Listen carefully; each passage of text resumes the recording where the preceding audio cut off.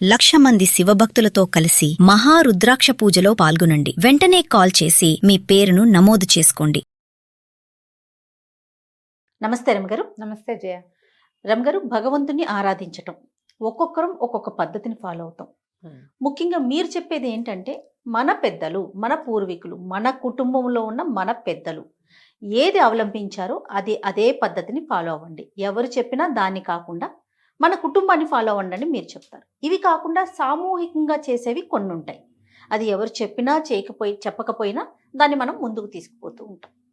ఈ మధ్యకాలంలో మనం చూస్తున్నాం కొన్ని కొంతమంది చెప్పడం, పెద్దలు గురువులు చెప్పడం, రకరకాల దేవతల్ని కొంతమందిని పూజించటం వల్ల కొన్ని శక్తులు వస్తాయని, చాలా అంటే అపారంగా చాలా తక్కువ సమయంలోనే ఆ దేవతల అనుగ్రహానికి మనం లోనవుతామని, కాస్త కష్టతరమైన ఇలాంటి పూజలు చేయాలని, ఇలాంటివి మనం వింటూ ఉంటాం.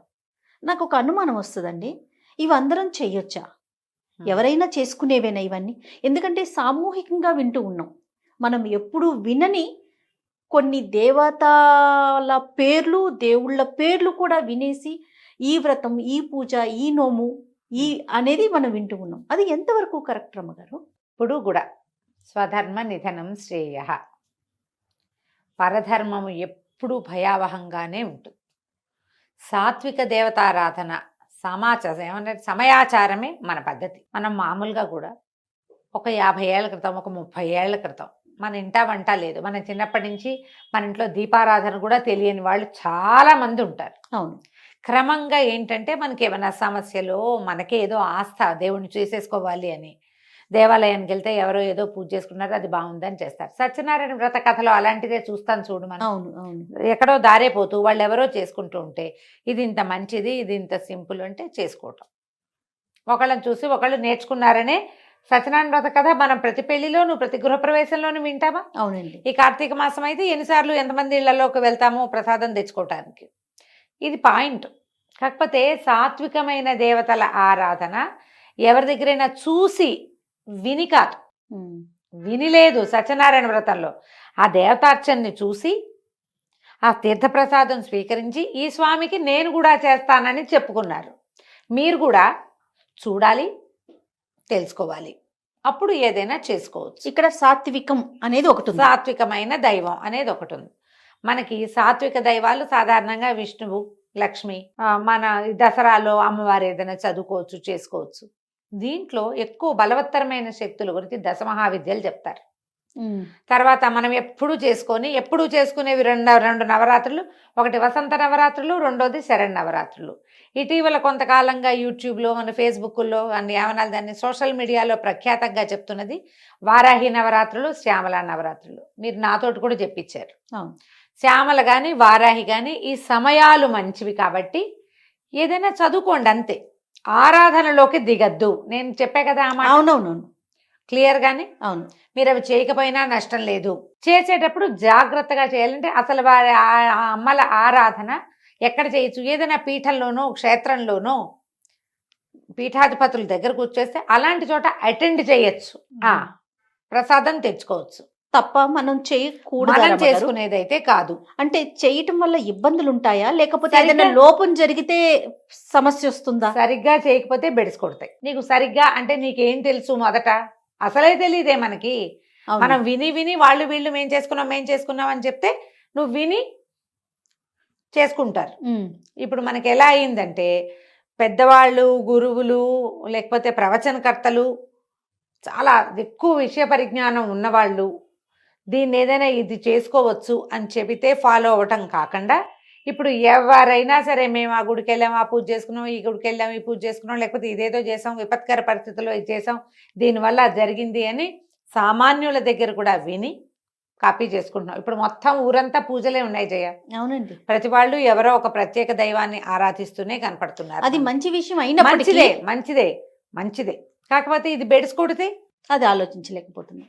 మనకేం తెలీదు వాటి గురించి. తనకి ఎలాంటి ఆచారం పాటించాలో తెలీదు.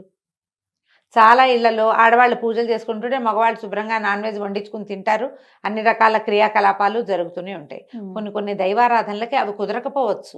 మాంసాహారం ఆవిడెవరికో అమ్మవారికి పెడతారని మీరు ఇంట్లో వండు తినకూడదు. మాంసాహారం పెట్టడం పుస్తకంలో ఉంది, మనకు తెలియదు కదా.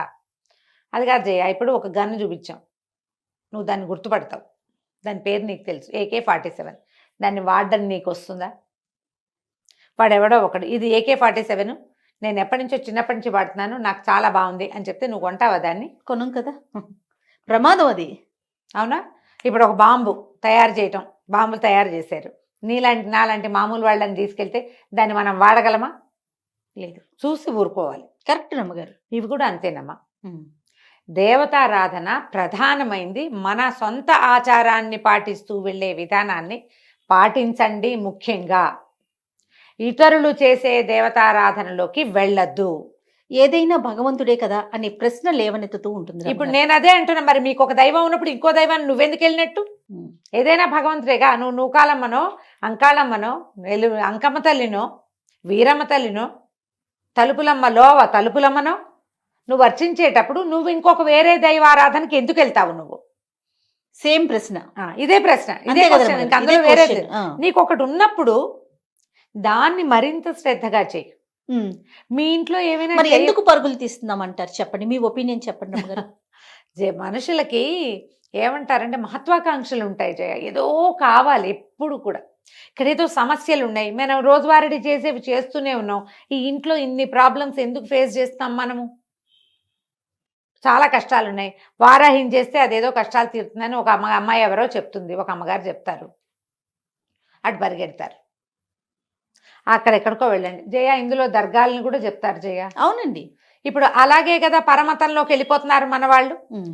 ఆయన్ని నమ్ముకో, నీ కష్టాలు తీరుస్తాడు. అసలు కష్టాలు లేకుండా ఎవడైనా లోకంలో మనిషి ఉంటాడమ్మా? ఏ మతంలో ఉన్నా, ఏ మతం వాడికైనా జబ్బులు తప్పవు. ప్రేమించుకోవటాలు, లేచక్కపోవటాలు ప్రతి దాంట్లోనూ ఉన్నాయి. పిల్లలు మాట వినకపోవటం ప్రతి దాంట్లోనూ ఉంది. ప్రమాదాలు ప్రతి వాళ్ళకి వస్తాయి. అందరం మనుషులమేనా? వాళ్ళు ఏమైనా దిగొచ్చారా?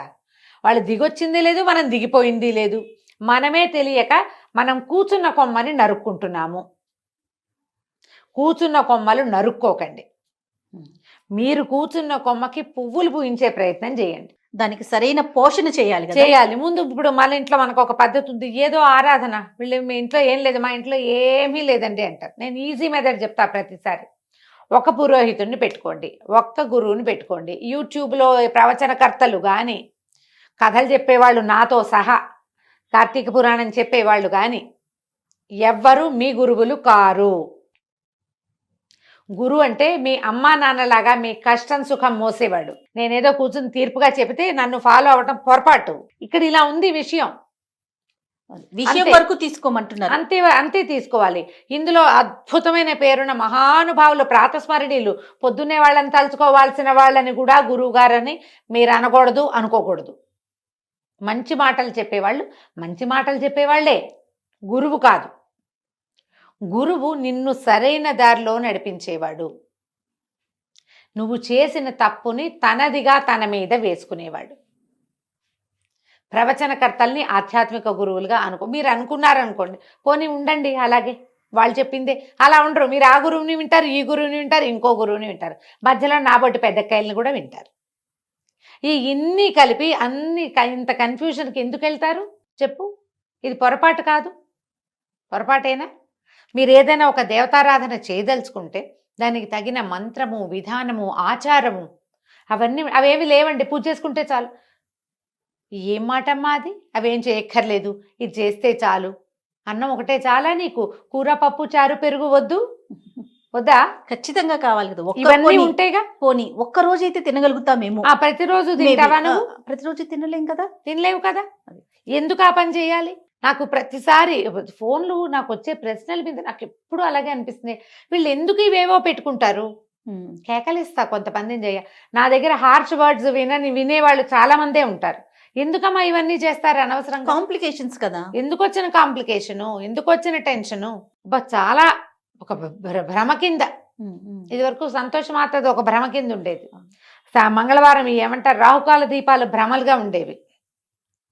ఇప్పుడు 7 శనివారాల వ్రతము, 16 శనివారాల వ్రతాలు, తర్వాత ఏమో ఇంకేమిటి, ఇప్పుడు వారాహి రేపు వచ్చేస్తుంది. శ్యామల 2-3 నెలల్లో శ్యామల. వారాహి చాలా అద్భుతమైన దేవత. మనకి కంచి దేవాలయంలో కూడా కనపడుతుంది అమ్మవారితో పాటు బయట ఆ సన్నిధిలో కనపడతారు. ఎందుకంటే ఆవిడ సర్వసైన్యాధ్యక్షురాలుగా ఉంటుంది, మంత్రినిగా ఉంటుంది. అమ్మవారికి సమీపంలో ఉంటుంది. ఈవిడ చూసి దండం పెట్టి ఆవిడని కూడా చూసి దండం పెట్టి వెళ్ళిపోవాలి. ఓకే. అంతకంటే లాక్కూడదు. కేవలం ఏదైనా సరే ఇప్పుడు ప్రధానమైనది మనకి తెలీదు, మనం వినలేదు, ముందు మనకి తెలీదు. మనకి పాపులర్ అవ్వడానికి ఏదో ఒక కొత్త విషయం కావాలి కదా ఎప్పటికప్పుడు. అంతే కదండి. ప్రతిసారి ఏమిటి మన ఎవరో అడిగారు కార్తీక పురాణం ఏంటండి, అదే చెప్పారు, అది కాకపోతే ఇంకో కార్తీకం ఎక్కడి నుంచి దానమ్మా నేను ఎక్కడి నుంచి వస్తుంది? అవి కూడా 2 పుస్తకాలు ఉన్నాయి మన దగ్గర. ఓసారి ఆసావత్స పుస్తకం కథలు ఇంచుమించుగా అటు ఇటుగా అవే కథలు. శాస్త్రాన్ని మార్చలేం కదా. దాన్ని ఎట్లా మారుస్తాం? నీకు ఏటా ఒకటే పండగ, ఈ పండగకి అధిదైవం ఈయనే ఉంటాడు, ఆయనే ఉంటాడు, ఆవిడే ఉంటుంది, అంతే కదా. వాళ్ళని ఎట్లా మారుస్తాం? మహా అయితే కట్టే చీరల రంగులు వస్త్రాల రంగులు మారుస్తాం. ప్రతిసారి పాయసమైన పండక్కి అని మానేసి ఏం చేస్తావు నువ్వు? ఏమైనా సూపులు అవి చేసి పెడతావు? టమాటా సూపు, బంగాళదుంపల సూపును పెట్టం కదా. సొంత విధానంలో ఉండండి. ఈ దశమహావిద్యల్ని వాటిని దేవాలయాల్లో కనపడితే అక్కడ దండం పెట్టుకోండి. ఒక మఠంలో కానీ, ఒక పీఠంలో, శంకర మఠాల్లో కానీ, ఏదైనా పీఠాల్లో కానీ నిజంగా అంత ఇబ్బంది ఉంటుందా రమ్మగారు? ఉంటుంది జయ. ఎందుకంటే ప్రత్యేకించి దీని గురించి మీరు ఒక టాపిక్ కింద మాట్లాడుతున్నారు అంటే నేను వింటున్నా చాలా మంది దగ్గర నుంచి ప్రశ్నలు. నాకు ఆ ప్రశ్నలు విన్నప్పుడల్లా అనిపిస్తుంది, జనం అంతా ఇలాగే పోతున్నారా ఏమిట్రా దేవుడా? సులువుగా సాధ్యపడేవాడు వెంకటేశ్వర స్వామి ఉన్నాడమ్మా. తలుచుకుంటే చాలు కదా. తలుచుకుంటే చాలు, చిన్న కోరికను కూడా తీరుస్తాడని అసలు ఆ వెంకటాచల మహత్యంలో ఎంత క్లియర్గా చెప్తారో. ఆయన మాట్లాడ్డంతే. మన పక్కన మన పెద్ద మనిషి 10 అడుగుల ఎత్తున్న మన పెద్దన్నయ్య మనతో పాటే ఉంటే అడిగి ఏదైనా చేయించుకోగలం మనం. మొక్కు ఎంత చిన్న మొక్కు తీసుకున్నా నీకు కావలసిన వరం ఇచ్చేవాడు కలియుగ దైవం ఉన్నప్పుడు ఎందుకు వచ్చిన పరుగులు పెడతారు? మళ్ళా ఏదైనా పిండి దీపారాధన అనగానే పిండి దీపం ఎలా చేయాలి అనేది ఒక 25-30 వీడియోలు, దానికి బొట్టెట్టి కాటికెట్టి పసుపు రాసి ఏమిటో చేసి అందంగా అలంకరించి దాని నిండా బంతి పువ్వులు పోసి, ఏంటమ్మా అలా చేస్తేనే నా పూజ? అదే నా పూజ? అవేనా దీపాలు చేయాల్సిన నిజమైన విధానం? అదేనా? ఎవరు చెప్పారు మీకు? బ్యూటిఫికేషన్ చేస్తున్నారు మీరు. దీపావళికి వాకిట్లో దీపాలు పెట్టినట్టు కాదమ్మా. ఈ ఏర్పాట్ల బదులు మీరు వెంకటేశ్వర స్తోత్రం ఏదైనా నోటికి నేర్చుకుని చదువుకోండి, చేయండి. అదేనా ఓం నమో వెంకటేశాయ అనండి, తప్పులు లేకుండా. వెంకటేశా అనకుండా షా అనండి. సరిగ్గా ఒక్క నామం ఉచ్చరించండి. ఆ రోజున ఎవరితోటి పోట్లాడకండి. చేతొచ్చిన పిండి దీపం పెట్టుకోండి అమ్మా. పిండి దీపాలని ఫోటోలు తీసి యూట్యూబ్లో పెట్టక్కర్లా, ఫేస్బుక్లో పెట్టక్కర్లా, లోపల పెట్టుకోండి. కరెక్ట్ రమ్మగారు, లోపల పెట్టండి. అసలు విచిత్రంగా ఉంటుంది. పిండి దీపం ఎలా పెట్టాలి కానీ 30 వీడియోలు. దానికి నామం పెట్టాలి. నామం పెట్టి అంటిస్తావు నువ్వు, తప్పు కాదు. పిండి దీపానికి వెంకటేశ్వర ఎలా అయిపోతుందంటే రమ్మగారు, నాకు తెలిసింది కొంత, నేను ఎక్కడో చూసింది మరికొంత. ఇవి 2 కలిపి ఇంకొక 2 యాడ్ చేసి బ్యూటిఫికేషన్ యాడ్ చేస్తారు. ఇప్పుడు దీపం పెట్టి దానికి ఇట్లా నామం పెట్టి దాంట్లో నువ్వు ఒత్తేసి వెలిగిస్తే అది ఎట్లా చెప్పు? మొన్న ఒక గృహప్రవేశానికి బ్రహ్మగారు వచ్చారు. ఆయన అంటారు, అమ్మాయి కామాక్షి దీపం కాదమ్మా అందులో పెడతావు. వాళ్ళు ఏమైందంటే చెప్తాను నేను నా సంగతి. ఎవరో ఈ మ్యారేజెస్కి వాటికి గిఫ్ట్స్ ఇస్తారు కదా, శంఖచక్రాలున్న దీపపు కుందులు ఇచ్చారు. అవును రమ్మగారు, నా దగ్గరికి కూడా వచ్చినాయా? చేసిన పాపని చెప్తే పోతుంది. ఆ దీపాలు చాలా నచ్చినాయి నాకు. దీపం నెయ్యి పోసి వెలిగించాం. వెలిగిస్తే మా అక్కయ్య వెనకాల నుంచి అబ్బాయి ఎంతో బాగున్నాయి అని అనగానే ఆయన అన్నారు, ఏమిటమ్మా నామాలని వేడి ఇలా కాలిస్తే ఎట్లా? తప్పు కాదు. నాకు అప్పుడు వెలిగింది, అవును ఇది చేయకూడని పని. ఆ వేడి తగలదు స్వామికి, ఎందుకు ఆ పని? హాయిగా ఖాళీగా ఉన్న దీపంలో పెట్టుకోవచ్చు కదా. ఈ అందానికి పెట్టుకోండి, వీటిని వెలిగించదా. తోమి లోపల పెట్టా జయ, మళ్ళీ ముట్టుకోవాలి, వాటిని షోకేస్లో పెట్టా. నిజమే కదా. నాకు అదే అనిపించి అప్పుడు కామాక్షి కుందు గురించి ఆయన అదే చెప్తున్నారు. వాళ్ళు ఎవరో చేశారని అదొక వెర్రి కింద తయారైందమ్మా. ఈ కామాక్షి కుందు మీద వీడియోలు ఉన్నాయి, మనం కూడా చెప్పాం. ఇప్పుడు అమ్మవారికి ముఖానికి దగ్గరగా దీపం, తులసి దగ్గర దీపం పెట్టద్దని చెప్పాను నేను, గుర్తుంది కదా? అవునండి. అలాంటిదే ఇది కూడా. ఆమె చక్కగా ప్రతిమా విశేషం చేసి ఆమె మీద నుంచి దీపం పెడితే అది ఎట్లా మనకు వస్తుంది? ఇప్పుడు నువ్వు పేపర్లు ఎత్తుతున్నావు, ఈ పేపర్లలో ఒక వినాయకుడి బొమ్మ ఉన్న పాంప్లెట్ వచ్చింది, అందులోకి చెత్త ఊడుస్తావా నువ్వు? ఊడ్చాం కదా. తప్పు అది. మన భారతదేశం అంతా ఈ పచ్చిపాపాలతోటి కుళ్ళిపోయింది అన్నారు ఆయన. లక్ష్మీ బాంబులని లక్ష్మీ అవుట్లకి లక్ష్మీదేవి బొమ్మ వేస్తారు, అది కాలబెట్టేసుకున్నామమ్మా, అందుకే భారతదేశం అధోగతి పాలవుతుంది అంటున్నారు. ఇదొక పాయింట్. ఇవి అన్ని మార్చలేము, కొన్ని మార్చుకోగలుగుతాం కదా. మన చేతిలో ఉన్నవి మారుస్తాం కదా, మార్చుకోగలం కదా. దయచేసి ఉగ్రదేవతారాధనకి వెళ్ళకండి. ఏదైనా ఒక స్తోత్రం చదువుకోవచ్చు, ఓ పండో ఫలమో నివేదన చాలు, అంతకంటే పైకి వెళ్ళొద్దు. దశ మహావిద్యలు కానీ తర్వాత ఏమో ఇంకా ఉన్నాయి మనకి అమ్మవార్ల స్వరూపాలు, మనం ఇవి చేస్తాం కదా ఈ దసరాలో అమ్మవారికి అక్కడ చేస్తారు. మన మామూలుగా మన విజయవాడలో ఏమో అవతారాలు వేస్తారు కదా నవదుర్గలు, నవదుర్గ స్వరూపాలు కానీ వారిని విడిగా అర్చించేందుకు పూనుకోకండి. నవదుర్గలకు ఒక స్తోత్రం ఉంది, ప్రథమం శైల పుత్రీచ, చదువుకో అంతే. అంతకంటే ఒకవేళ మీ ఇంట్లో ఉంటే, ఇప్పుడు ఇందులో అసలు పాయింట్ చెప్దాం, మీ ఇళ్లలో ఆనుచానంగా ఇదేదైనా విధానం ఉన్నవారు పాతకాలంలో ఎలాంటి వ్యవహార విధానాలు పాటించేవాళ్ళో అది పాటిస్తూ మీరు జరుపుకోండి, మాకే అభ్యంతరము లేదు. విధానాలన్నీ తీసి పాడేసి మడి మైల అన్నీ తీసి పక్కన పెట్టేసి అది మాత్రం చేస్తానని అనకండి. మన పూర్వీకులు ఏం చేసినా పూర్తిగా మన మంచి కోసం ఆలోచించే చేశారు. ఒక దైవత ఆరాధన ఉంది మన ఇంట్లో అంటే దానికి తగిన పద్ధతిని ఏర్పరిచి పెట్టేవాళ్ళు అంతే. ఇప్పుడు నువ్వు పద్ధతులన్నీ వదిలేసి అదొక్కటి తీసుకుంటానని మనం అనకూడదు. ఇప్పుడు టీవీలలో ఎక్కడైనా మనం వింటాం, ఇది చదువుకోండి, ఆ స్తోత్రం చదువుకోండి, ఈ స్తోత్రం వరకు ప్రాబ్లం ఏం లేదు. నేను ఎన్నిసార్లు చెప్పాను, మంత్రం అని మాత్రం వెళ్ళకండి, మీకు అక్షరాలే పలకవు. మామూలుగా భగవంతుడు అంట కూడా అది భగవంతుడు భక్తి అంటాం. మీరు ఎప్పుడు అనరో అక్కడ రావాల్సిన భావం రాదు. లోపల ఉండాలంటే కృష్ణారామ అనుకోండి, తేలిగ్గా ఉంటాయి. ఈ పెద్ద పెద్ద వాటికి ఎందుకు వెళ్తాము, అనవసరం కదా. కాదు రమ్మగారు, ఇంకొకటి వింటూ ఉంటాం, పలికేవన్నీ తప్పులు పలికేసి భగవంతుడికి అవన్నీ పర్వాలేదు, మన లోపల మనసులో భావన ఉండాలి అంటారు. నువ్వు అసలు తప్పు పలకటం ఎందుకు, మనసులో భావన అదొకటి అనిపిస్తా ఉంటుంది. ఎప్పుడు నేను ఒకటే చెప్తా జయ, ఈ ప్రశ్న నేను 5-6 సార్లు ఎదుర్కొన్నా. నేను ఒకటి క్లియర్గా చెప్తా, నీకు భావమే ముఖ్యమైతే స్తోత్రానికి ఎందుకు వెళ్ళావు నువ్వు?